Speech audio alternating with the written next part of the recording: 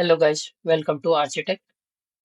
आगे बढ़ने से पहले आप लोगों ने मेरे चैनल को सब्सक्राइब नहीं किया है तो प्लीज चैनल को सब्सक्राइब कर दीजिए और बेल आइकन ऑन कर दीजिए, जिससे मेरा वीडियो आपके पास सबसे पहले पहुंचे। तो मैं आ गया हूँ आपके सामने एक नए वीडियो के साथ में, और आज जो स्टार्ट करने वाले वो है अपना रिएक्ट और रिएक्ट इंट्रोडक्शन। ठीक है, तो अपन आज देखेंगे यहाँ पे इंट्रोडक्शन क्या है रिएक्ट का।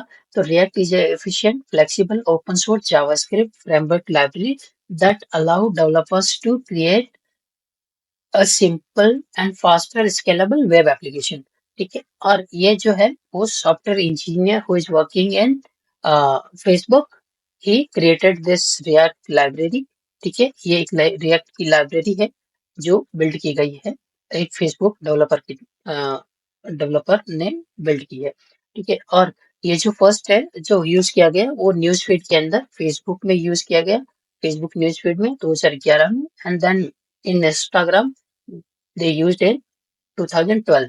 ठीक है, तो 2012 में इंस्टाग्राम में यूज किया गया। Developers from the JavaScript background can easily develop web application with the help of react. तो इजीली अपन, कोई भी जावास्क्रिप्ट डेवलपर है वो जावास्क्रिप्ट जानता हो, वो इजीली वेब एप्लीकेशन डेवलप कर देता है रिएक्ट के अंदर। ठीक है, और जो अपना है वो definition of react, what is react.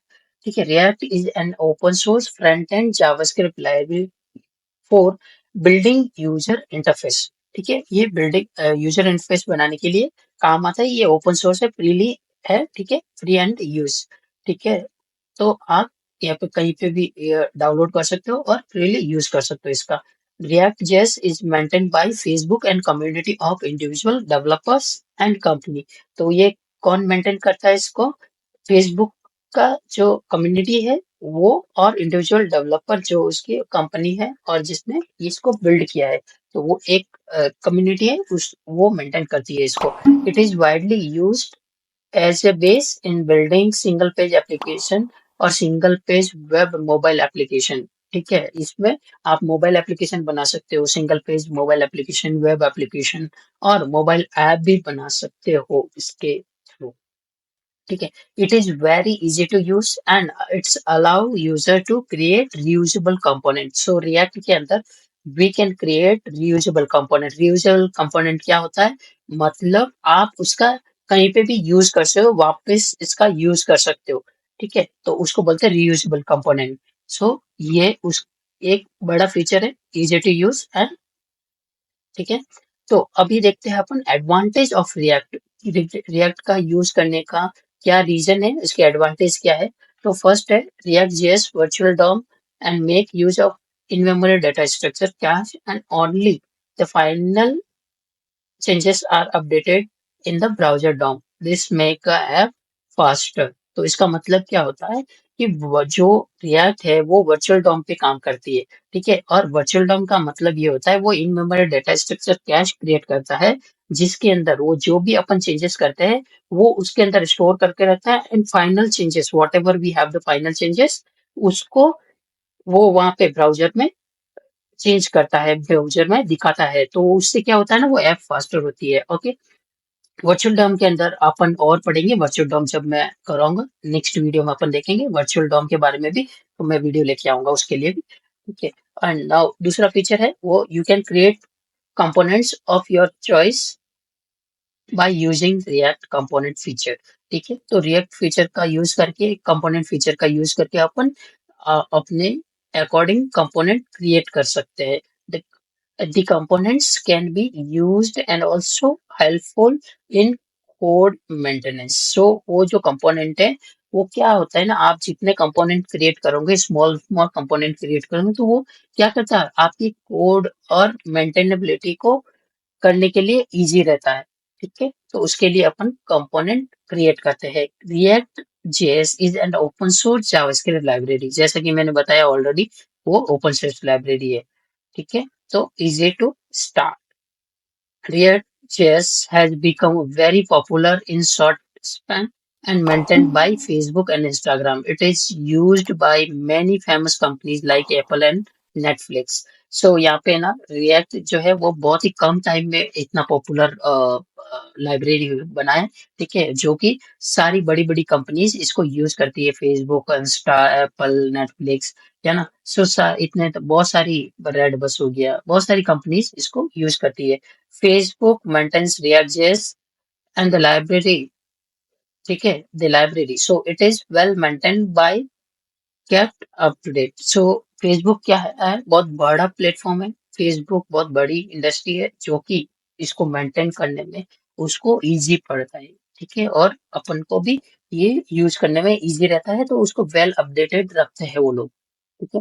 और React.js can be used to develop rich UI for both desktop and mobile application। तो React.js का अपन यूज करके दोनों एप्लीकेशन, जैसे मैंने बताया, वो कोई भी मोबाइल एप्लीकेशन हो चाहे डेस्कटॉप एप्लीकेशन हो, वी कैन बिल्ड इट, ठीक है। और easy to debug and test as most of the coding is done by JavaScript rather than on HTML, ठीक है। तो यहाँ पे अपन ये जो डीबग करने के लिए भी इजी रहता है, और यहाँ पे टेस्टिंग भी करते हैं, अपन यूनिट टेस्टिंग भी कर सकते हैं इजीली, बहुत अच्छा होता है, ठीक है। And easy to learn and use, बहुत इजी होता है लर्न करना एंड यूज करना, ठीक है। And we can create dynamically web application, ठीक है, यहाँ पे डायनेमिकली वेब एप्लीकेशन भी क्रिएट किया जा सकता है। Reusable component, we can create reusable component. Performance enhancement, तो यहाँ पे परफॉर्मेंस भी बहुत अच्छी तरीके से अपन मेंटेन कर सकते हैं। The support of handy tools, we have the so many यहाँ पे टूल्स, सो उसका यूज कर सकते हैं, ठीक है, इजी टू यूज है। And known to be SEO friendly, ये क्या है, एसईओ फ्रेंडली है, जिससे बहुत अच्छा एसईओ होता है गूगल सर्च इंजन, और या कोई भी सर्च इंजन पे इसको इजीली एप्लीकेशन को फाइंड किया जा सकता है। Benefit of having JavaScript library, ये जावास्क्रिप्ट लाइब्रेरी होने का एक बहुत ही बड़ा बेनिफिट है। Scope of testing the code, या पे इसके अंदर इस टेस्टिंग का भी स्कोप होता है, ठीक है। अब देखते हैं अपन disadvantage of React JS. So most of the code is written in JSX. अब जेएसएक्स क्या होता है वो अपन यहाँ पे नेक्स्ट वीडियो के अंदर पढ़ेंगे, तो जेएसएक्स के बारे में मैं बताऊंगा क्या होता है, बट अभी फिलहाल इतना समझ लीजिए, यहाँ पे जो रिएक्ट में जो कोड लिखे जाते हैं वो मोस्टली कोड किस में लिखे जाते हैं, जेएसएक्स में, ठीक है। एग्जाम्पल है एचटीएमएल, सीएसएस एंड जावास्क्रिप्ट, ठीक है, it's the part of this one. So we, everybody getting confused like what we are doing, ठीक है। सो वो क्या होता है ना, अपन सब एक ही के अंदर यूज करते हैं, जैसे HTML भी यूज कर रहे हैं, CSS भी यूज कर रहे हैं, जावास्क्रिप्ट भी यूज कर रहे हैं, तो इसलिए ये क्या होता है ना, बहुत ही कॉम्प्लेक्स होता है, चीजें कंफ्यूजिंग होता है, इसलिए अंडरस्टैंड करना टफ होता है। The file size of react is a larger, may be sometime हो सकता है रिएक्ट फाइल के लार्जर होता है, इसलिए अपन उसका कंपोनेंट वाइज सेपरेट करते हैं।